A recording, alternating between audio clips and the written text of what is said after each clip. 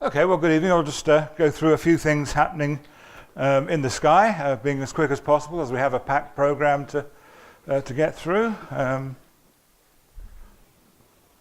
Right, first of all, now then, the sun. I did this morning, and as of this morning, there have been no sunspots for 33 days, which is something of a record. There were no sunspots, in fact, since January.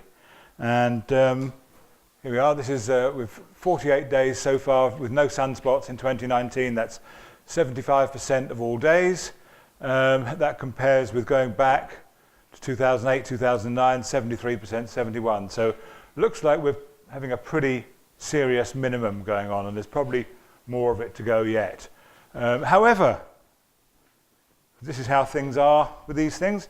I looked again at 4:30 this afternoon, just before I came out, and actually we have a sunspot. There we are, one tiny little sunspot, number 2734. So we're back in action with sunspots. An interesting feature about this one, this is a magnetogram. That is to say, it's a map of solar magnetism. And this is our friend 2734 up here. There's a couple of other little ones that didn't quite make the grade as getting a number or anything like that. These are conventional. If you look at the magnetic polarity of these, they are that suggests they are solar cycle 24 sunspots. They are old. They're not very active. They didn't quite look like sunspots, but those areas are old cycle 24 sunspots. This one is a weird one, because it's not even quite a cycle 25 sunspot, because it hasn't turned completely the opposite way around to these. It's gone halfway, which is weird. But we'll keep an eye on that and see what happens with it. I think we'll see. We've already had 3 or 4 cycle 25 reverse polarity sunspots come through, and they will gradually increase in number as things change. So that's the sun. Comet Warmup, of course, as has become standard practice in recent years, is a bit of a disappointment. It just is, you know. It's one of these years we're going to get a really good comet, like a Hale-Bopp or a Holmes even. But at the moment, Warmup turned out to be a sort of fuzzy magnitude 8. If you want to go looking for it, it's great. It's a great place in the sky. It's sort of, you know, well up there. This is Capella and Auriga here. This is Taurus and the Seven Sisters, and it's sort of in that area of Auriga, in between those, just past the Kids there. And but the trouble is, when you actually get to look at it, here's one that Andy got. It's a great photograph, that, Andy, actually. But the only trouble is that the comet is there, and that's all you get, I'm afraid. Magnitude 8 or 9, nothing really to write home about, and actually fading already. So this is marvellous. So is that 36 and 37 or there? Yeah, in Auriga, but and some nice. Andy's got a red sensitive camera that picks out the hydrogen alpha nicely, but it doesn't make much of the green because there isn't much. So there we are. So that's the comet. There are passes of the International Space Station going on, good bright passes of the space station, and the bad news is they're at 5 o'clock in the morning, because this is a set of morning passes. In 6 or 7 weeks we'll get evening passes again, and they're much more friendly to look at. But these are great, actually. There's some of these that you know, are going to sort of 44, 49, 50 degrees high. That's sort of that high in the sky from here, and that's as good as it gets from Belfast, because the actual orbit is such that it's overhead from places from London southwards approximately. And the space station was put in that orbit for totally political reasons. To get the money, it had to be seen from Moscow, because it's an international collaboration. But it does mean we can see it from here. But these times, as you know, I have to go to work at those times sometimes, but most people probably won't see this. When you do see it, at this moment and until Friday, it has another spacecraft docked to it. And this is the Crew Dragon. This is Elon Musk's bid to put Americans in space. They're actually testing this capsule unmanned. They had a very good launch. I think it was Friday. I think they launched it from Launch Complex 39A in Cape Canaveral.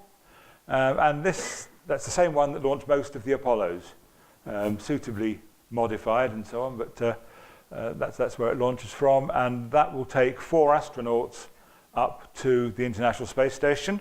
And that's the first time since 2011 that an American spacecraft has taken men up there. All of the astronauts that have been to the space station in the intermediate time have been launched on Soyuz craft from Kazakhstan. So that's a bit of progress. There's a lot of progress going on now with manned spaceflight. A lot of people involved in America and so on. And I should mention at this point... It's not actually manned, it's only got a dummy on board. Oh, I know, yes, I realise, yes. Yes, this is a test mission, an unmanned test. Yeah, I will mention just at this point, Derek was telling me earlier that Virgin Galactic have had their first...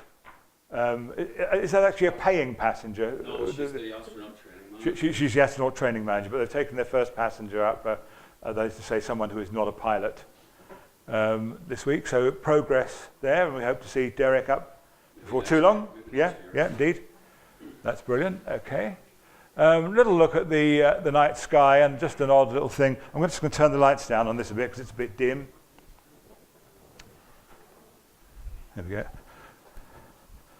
This is actually in about a week's time. This is set for, and it's just I wanted to point out something slightly curious about it. This is the night sky looking southwards now, and you have Sirius, Orion, of course, and Taurus, and the Seven Sisters up there. I've chosen this date, the 14th, because something slightly unusual happens. We're familiar with the signs of the zodiac, and we know that there aren't really the 12 common ones. There's also a fire, because it's the 13th sign of the zodiac. But this is a slightly weird one. At this point, the moon is in Orion. Does that sound slightly strange? Because actually there is just that little bit of the northerly part of Orion. The IAA did this. They decided where the boundaries are, and actually the moon, because it goes up and down by 5 degrees or so, can actually be in constellations other than the 13 of the actual zodiac. And here it is between Taurus and Gemini is just a little bit of Orion. And you seem to confuse the astrologers. That's right, indeed, yeah. Okay. Being a Libra, I don't believe in all that stuff personally, but there we go. So that's that. Now, there is one thing you can see tomorrow, if you're really, really lucky. And I've got slightly conflicting information here, because this is my stellarium plot, and this is set for 6:15 tomorrow, and it gives the moon's age there as 0.9 days. However, elsewhere, the time of the new moon is given as 4 o'clock today, so actually at 6:15 tomorrow it would be 26.25 hours. So you could, in theory, see a very, very thin moon after sunset tomorrow evening. And the angle of the ecliptic is reasonably favourable for it as well. So you stand a chance of seeing that. You won't see it naked eye, I don't think, unless you're really good. But through binoculars, you may well be able to find that. I've got what is we think is a bit of a record. I've photographed a moon 18 hours and 32 minutes old, from the middle of Belfast actually as well. And what I did, I just took loads and loads of pictures of the area where I knew it would be, and I found the one that actually had it there. You had to boost the contrast and all that sort of stuff to see it. But that's that. If that's 26.25 hours, you stand a reasonably good chance of seeing that. And here's the really good news. Look at that. This is the weather for that sort of time tomorrow in Belfast. So actually, it's not a write-off for once. You might get a chance. And actually, also, if it is clear tomorrow evening, that's pretty good for many other things, because that moon won't bother you at all light-wise. If the aurora comes out tomorrow by any chance, or the zodiacal light is a good one to look for this time of year, then you might be able to see those, and having a clear sky. Guess what? I'm at work. But there we go. So that's tomorrow. Early morning planets. We're losing Venus now. Venus is going back around the back of the sun. Likewise, Saturn is quite close. Jupiter is still reasonably good viewing. If you want to sort of get up about 5 o'clock to see Jupiter, it'll be there nicely. But Saturn and Venus we're now losing into the dawn light. Okay, what on earth is this? Oh yeah, okay. This is another of those different viewpoints that we have. We're into meteorological spring, so they told me. And in fact, I was talking to Barra Best the other day, and he said that, oh no, he said Ireland has had meteorological spring since the 1st of February, which to me is the middle of winter, but there we go. But it does mean that the constellations of spring are coming up now, particularly looking southeast. This is set for 9:30 in the evening. Looking southeast, the sky is now dominated by Leo in the evening, and that's a great sight, because I always like Leo the lion, because it does actually, to me, look like, you know, something like what it's supposed to be. You get the sort of the idea of the head here and the front and back paws. If you sort of think of a cat, you know, it's kind of like that. Maybe it isn't, but let's just leave it to. We'll look a bit closer on this, and actually there's some good deep sky objects in the vicinity of Leo. Really 2 galaxy clusters here, the Leo triplet down here, and also another triplet of 3 galaxies just there.